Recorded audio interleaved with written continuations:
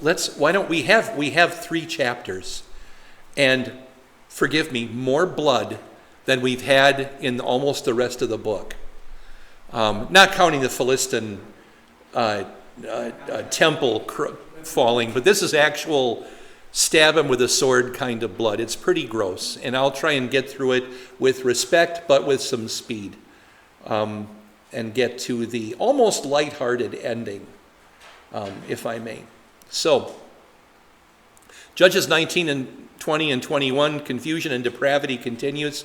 We're going to find out about here one more outrage in Israel.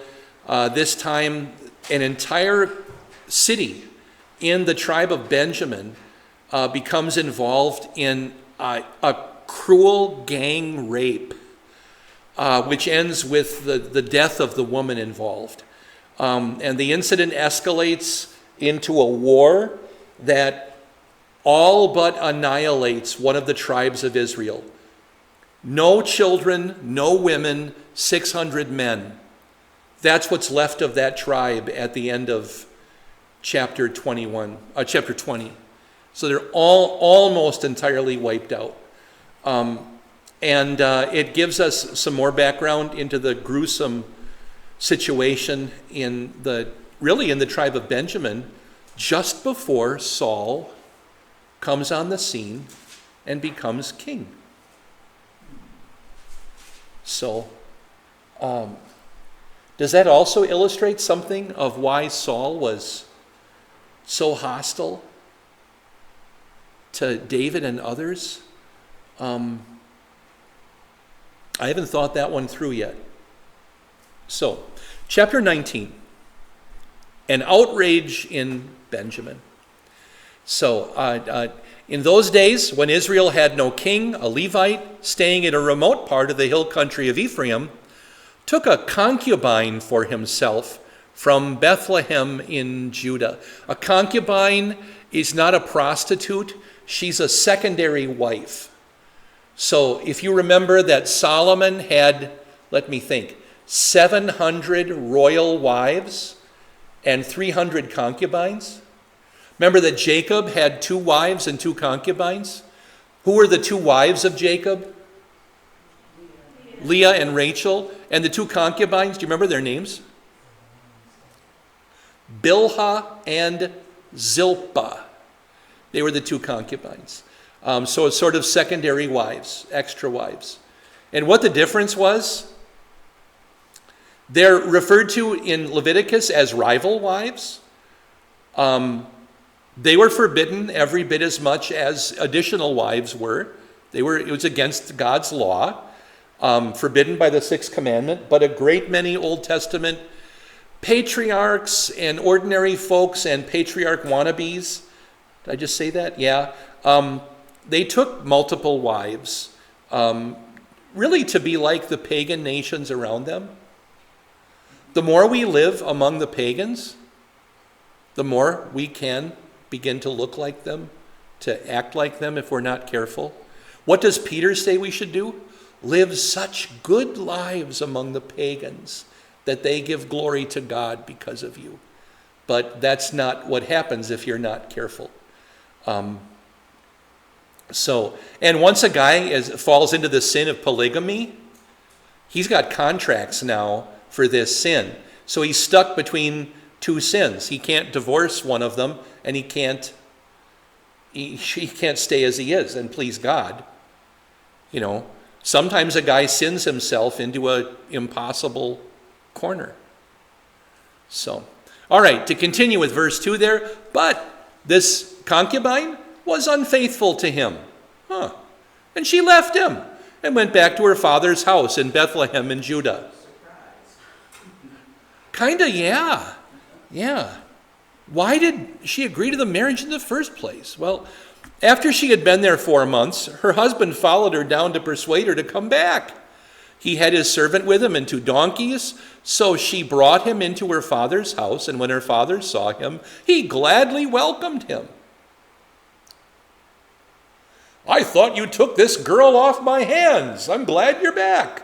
I don't know what his real thoughts were, but he's glad to see the guy. So they're in Bethlehem. His father-in-law, the girl's father, urged him to stay, and he stayed with him for 3 days. They ate, they drank. He spent the nights there. On the 4th day, they got up early in the morning and prepared to go. But the girl's father said to his son-in-law, "Oh, eat something to keep up your strength, and after that you can go." He sounds like my mother-in-law. "Oh, before you go, why don't you have supper with us? Because, Mom, you don't make supper until 9 p.m., and we have a 7-hour drive ahead of us." That kind of thing. And then we pile in the car, and what does my mother-in-law say? "Oh, can you get out so we can take a picture? Hey, kid, you know what? You want some cookies? You want to use the bathroom before you go?" It's like she's drawing us back into the house constantly. And is it because she's antagonistic toward us? No. She's guilty of an overabundance of hospitality. All right.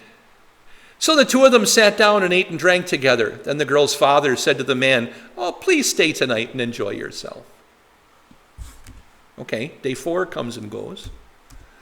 The man got up to go, but his father-in-law persuaded him, so he stayed and spent the night there again. He got up early in the morning of the 5th day to leave, but the girl's father said to him, "Oh, please, build up your strength." So they waited until late afternoon, and the two of them ate together. Of course, it's not just a case, is it, of opening the fridge? If they want to make a meal, they have to go out and kill an animal, skin it, dress it, season it, get the breading just right, roast it or whatever they're going to do. Or what do you sometimes you soak it? What's that called? Marinate, or whatever, and make it go and so forth. And they waited until late afternoon, and the two of them ate together. The man got up to go along with his concubine and his servant when his father-in-law, the girl's father, said to him, "Look, the day has drawn to a close. Spend the night here." What's the Eagles song? "You can check out any time you like, but you can never leave." It's just, so the day is ending. Spend the night. Enjoy yourself. Then tomorrow you can get up early for your journey and return home. But I really think he's only guilty of over-enthusiastic hospitality. That's all. But the man was unwilling to stay another night, so he set out and went toward Jebus, that is Jerusalem, with his 2 saddled donkeys and his concubine with him. There is a textual question here in verse 10. In ancient times, in fact, until halfway through 1 Samuel, this city of Jebus was known as Jebus. What's the author doing telling us it's also Jerusalem? Why would he do that? Well, he might do it, in this case, purely for geographical reasons. Reader, you might not know where this was.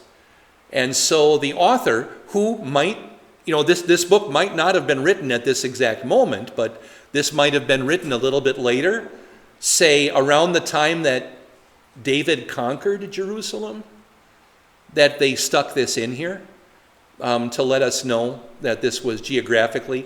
And this also helps us figure out how far the distances are. Some of you have been here at St. Paul's long enough to have heard me a couple times at Christmas tell you how far Bethlehem was from Jerusalem. Do you know my illustration? Aaron? It's from our sanctuary to MVL. That's the distance from Jerusalem to Bethlehem. Okay? Assuming that between Bethlehem and Jerusalem, Highway 14 is open. Okay? So you have to assume that. But it's 5 miles, right? That's 5 miles on your odometer. Now, a couple miles beyond MVL is what? Cortland, which in our text corresponds to Gibeah. Wow, that's really loud. Nice song though, Barb. It's okay. So that's Gibeah, which is going to be in our account also. So 2 saddled donkeys, concubine. When they were near Jebus and the day was almost gone, the servant said to his master, Please, why don't we stop at the city of the Jebusites and spend the night? Oh, we've gone 5 miles and you want to stop? So they go past MVL and they keep on going toward Cortland. Okay, his master said to him, "No, we will not stop at any foreign city whose people are not Israelites. We will go on to Gibeah." And he added, "Come, let's try to reach Gibeah or Ramah and spend the night in one of those places." So both of them just a couple of miles north of Jerusalem there. They continued on, and the sun was setting as they neared Gibeah in Benjamin. So maybe 2 more miles. How long does it take somebody in good physical shape to walk 2 miles? 45 minutes. 45 minutes. Or do it sooner. That's what I do. Or sooner. Okay. I do it in 45 minutes. Really? Yeah. Okay. I know a man who takes a good hour to walk 2 miles when he tries to do it every night in the cemetery to keep in shape. But that's his business, I suppose. And he's huffing and puffing at the end of that too. But it's amazing how many. There are actually hills at our cemetery that are, you got to navigate. If you go down to the Soldier's Rest, you're either going to stay there with the deer, or you're going to climb that thing and get back up there. Okay, all right. At last, as the sun set, an old man... Oh, I didn't finish the verse, did I? They stopped to spend the night there in Gibeah. He went in and sat down in the city square. City square, what part of town? Middle of town, right? But no one took them into their home for the night. When they were in Bethlehem, what was the, quote, sin of the father-in-law? An overabundance of hospitality. And now we have, forgive the word, a dearth of hospitality. We go from too much hospitality to none at all. And we've gone 2 miles. No, 7 or 8 miles. So, but nobody will take them in. And at last, as the sun set, an old man came in from his work in the field. How long does it take the sun to go down? Depends on where it is, right? Depending on. Did you learn this ever in your life? I learned it once upon a time that the number of hours till sunset is the number of hands at arm's length from the horizon. You count them up. That's how many hours till sunset. That the sun takes an hour to go from there to there at arm's length. Because typically a person with a smaller hand than me will also have a shorter arm than me. So actually, proportionally, that's a human being's way of telling that kind of time. Remember that when you're lost at sea and you've got to figure out latitude and longitude and stuff? More about that later. I just watched, a Castaway a little while ago, so yeah. All right. So he's from the hill country of Ephraim, but he was living in Gibeah. The people there were Benjamites, little hint there. When he looked up and saw the traveler in the city square, the old man asked, "Where are you going? Where did you come from?" So the people in Gibeah, just 2 miles or so north of Jerusalem, are Benjamites. In terms of the rest of the history of Israel, that actually tells us something important. Jerusalem, David's choice for his capital city, is not part of Judah and not part of Benjamin. It's its own little thing. Jerusalem, and it corresponds in our nation exactly to what city? Washington, D.C. Not part of Maryland, although if you drive north out of D.C., you're in Maryland. Not part of Virginia, although if you drive south out of D.C., you're in, and you successfully cross the interstate, you're in Virginia, and so forth, because the interstate circles D.C. actually. But as you take the trains in, you go from one state into the district and so forth. And same was true of Jerusalem. If you leave the vicinity of Jerusalem, you're in a different tribe. And this guy is from Benjamin. He wants to know where they're from. He answered him, "We're going from Bethlehem in Judah to a remote place in the hill country of Ephraim where I live. I went to Bethlehem in Judah, and now I'm going to the house of the Lord." That sentence doesn't appear to be truthful, but I'm going to leave it alone, okay?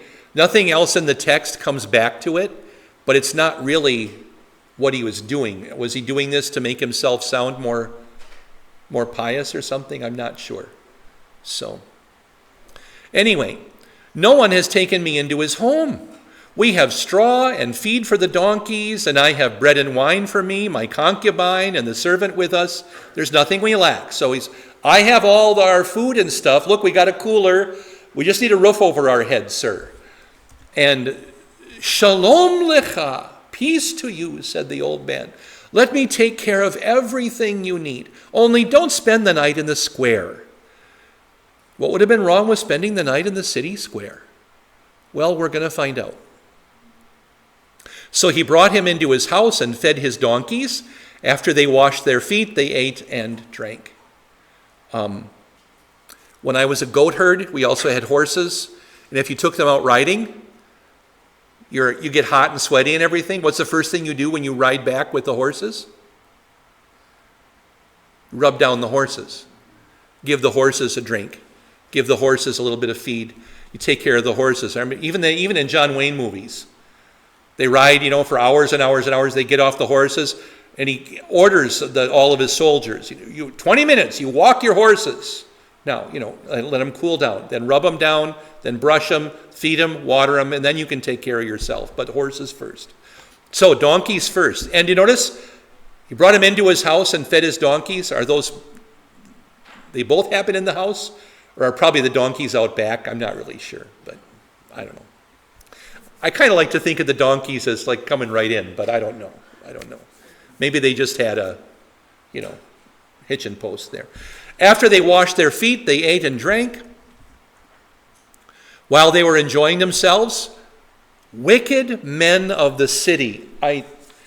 This term is actually, I can't find it on my handout. Maybe I didn't put it on, but it's sons of unworthiness is the actual Hebrew there, or the literal of what the Hebrew, sons of unworthiness.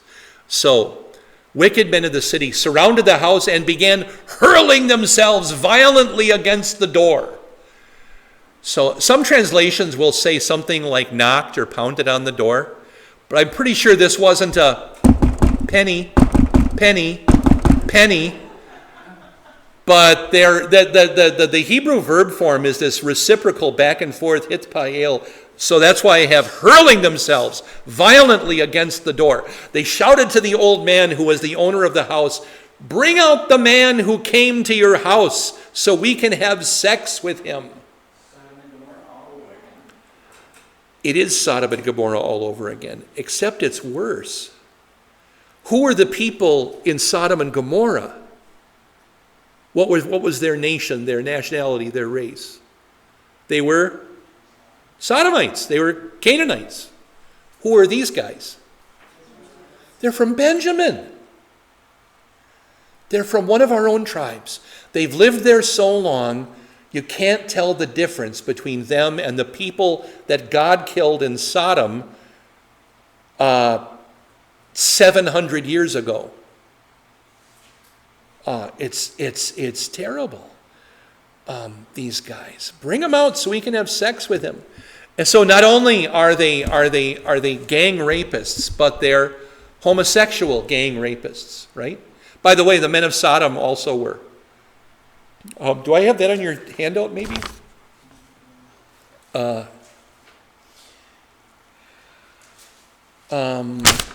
We're at the top of page 2 already? That can't be. Yeah.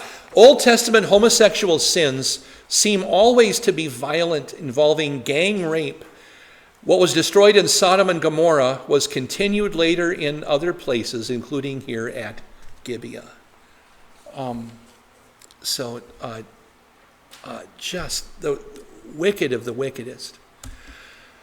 The owner of the house went out and said to them, "Please don't do this evil thing, my friends. The man is my guest. Don't commit this vile outrage. He seems like a great guy so far." Well, one more verse. Look, here's my virgin daughter and this man's concubine. I'll bring them out to you. You can abuse them and do whatever you want to them, but don't commit this disgraceful thing against this man. This guy has, he has a distorted, perverted, sinful sense of the ancient rule of hospitality. You are hospitable to a stranger at whatever expense it is. But he's willing to throw his own little girl and this guy's concubine out into the street. But maybe, I don't know, I'll just throw this out there. Is it possible that he thought they want to have sex with the guy, so if I offer the girls, they'll just wander away? You know, not knowing what to do, not caring, unattracted, and so forth. That's not what happens. The men would not listen to him, so the man seized his concubine and sent her outside to them. They raped her and abused her all night until the morning was coming, and at the first light of dawn they let her go. Then at dawn the woman stumbled back and collapsed at the doorway of the man's house where her master was, just as it was getting light. So I was thinking there are almost too many sins here to count. But let's just try. Okay, let's go back to the servant a town ago did not recognize the danger of a pagan city and thought only of his tired feet, the guy who wanted to go to Jebus. In the end, might they have been better off going to the Jebusite city? I don't know. That was kind of a dice roll, right? And so it was probably wise to avoid, but I don't know. The concubine is really caught in a downward spiral that began with, remember, she was unfaithful to her husband at the beginning of all of this, and now she's just in a spiral. It's like a drain emptying in the tub. There's just no way out of this for her. The concubine's father was thrilled that his daughter would be involved in a polygamous marriage, and despite his, excuse the term, indefatigable hospitality, he bore the responsibility for her marriage. He could have said, no, you're not going to marry this guy. The Levite was not the best husband in the world. He's the one who sent her out. His coldness and brusqueness have only just peeked out behind his "I'm the victim here" veneer as he shoves his wife into a gang rape. But he will show just how cold he is in another verse or two. He hasn't reached the climax of his, not necessarily sinfulness, but to our way of thinking, his coldness, his grossness, his, ugh, what kind of a man was this? The old man is every bit as hospitable as the concubine's father, but he too offers the girl, his virgin daughter, to these sons of worthlessness. Oh, there it is. I quoted it there. And then there are the sons of worthlessness. This was, as Marcia said, Sodom all over again. But just as World War II was more horrifying even than World War I, as if that would have been possible, so also Sodom too beats out Sodom I. Because the men of this gay rape gang were all Israelites, men of Gibeah from the tribe of Benjamin. And Israel the entire nation of Israel is not going to be happy with them. Even as we read this, mentally we kind of feel the clouds gathering over the city of Gibeah. It's not going to go well for them at all. Gibeah is done for, okay? And that's not even a spoiler alert. It's going to be much worse than that. But there's no hope for Gibeah. Gibeah is done. The command of God against homosexuality is clear. In Leviticus 18 and Leviticus 20, do not lie with a man as one lies with a woman. That is detestable. And this command is part of God's moral law, the natural law. Remember that the law of Moses is divided into three pieces. So you have moral law, like the Ten Commandments, but then you have ordinary civic duty things. That's the civil law. If your ox gores a guy, You're supposed to put the ox down. You know, that just happened. Was it yesterday? Heard it on the news? Was it an ox actually, or a bull or something? They had to pull what did they say on the radio? They had to euthanize the bull, and in fact, just to get to the guy, to give him assistance and so forth. And then besides the moral law and the civil law, you have the law of the tabernacle, which they called the what? Excellent, the ceremonial law, dealing with all of the everything from the recipe for anointing oil, it's actually given, and to the way you're supposed to cut up an animal, and who's responsible for making sure that the critter up on the altar doesn't fall off during the burning process. Anybody know whose job that was? It's specified. That was the job of the high priest. No sacrifice is to fall off the altar. The high priest is to make sure little wedges and things like that. He makes sure that the meat stays on the altar to burn. That was one of his most important roles. And he was responsible too for making sure that the fire didn't go out. So all kinds of things.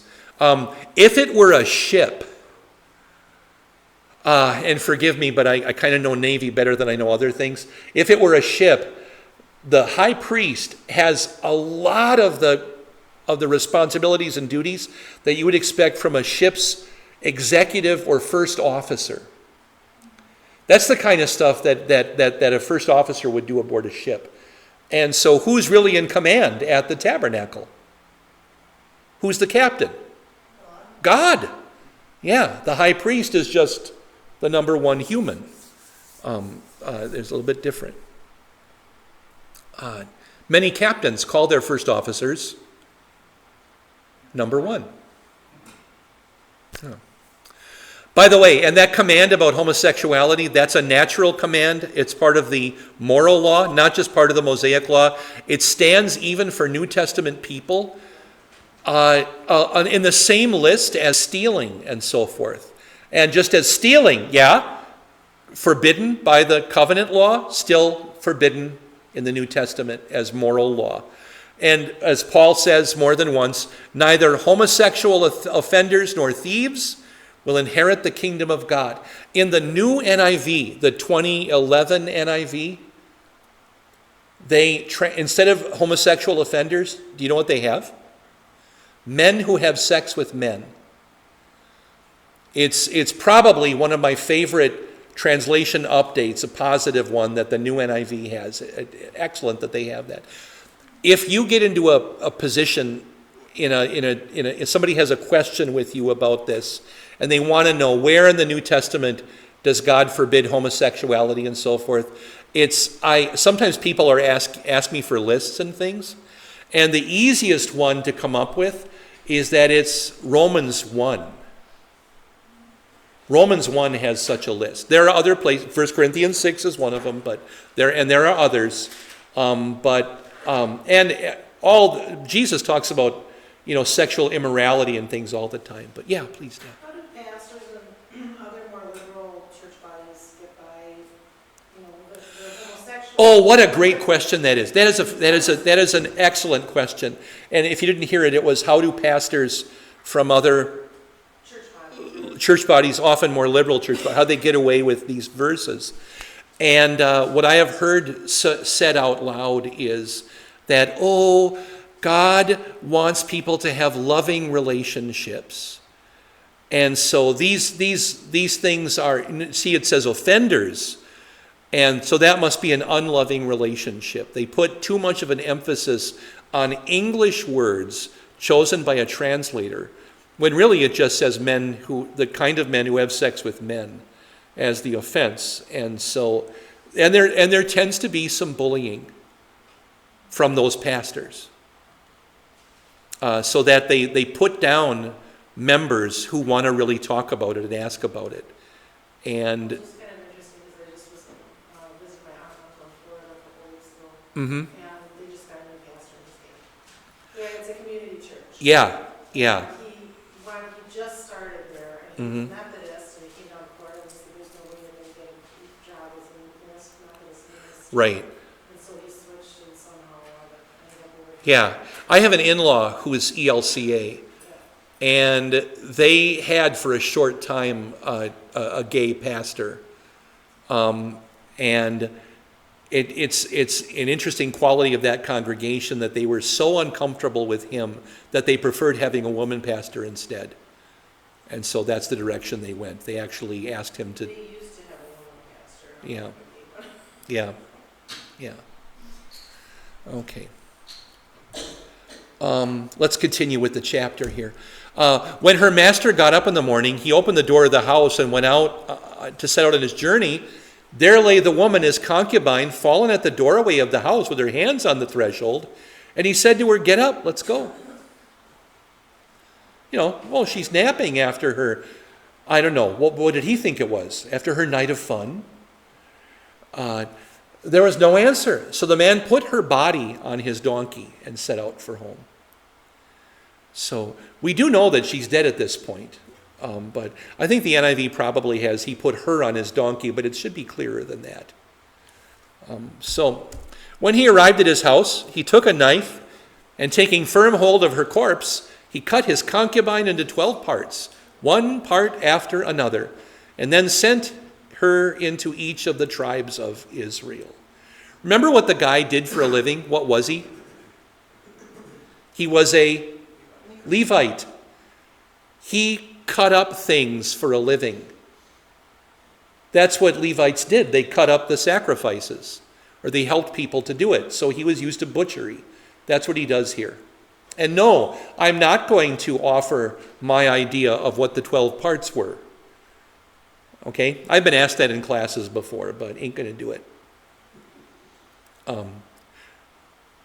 Except to say maybe it was just her 10 fingers and the rest of her, or whatever. And I don't know what it was. But anyway, everyone who saw this said, can you imagine the delivery guys?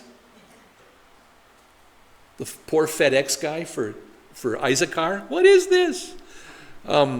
Everyone who saw it said nothing like this has ever happened or has been seen since the day the Israelites came up out of the land of Egypt until now. Think about this. Take counsel about it. Respond. What are we going to do? Anything that far? This message to the tribes was grisly, gory, ghastly, gruesome, grotesque. You've been listening to Invisible Church, the Bible study podcast from St. Paul's Lutheran Church, New Ulm, Minnesota.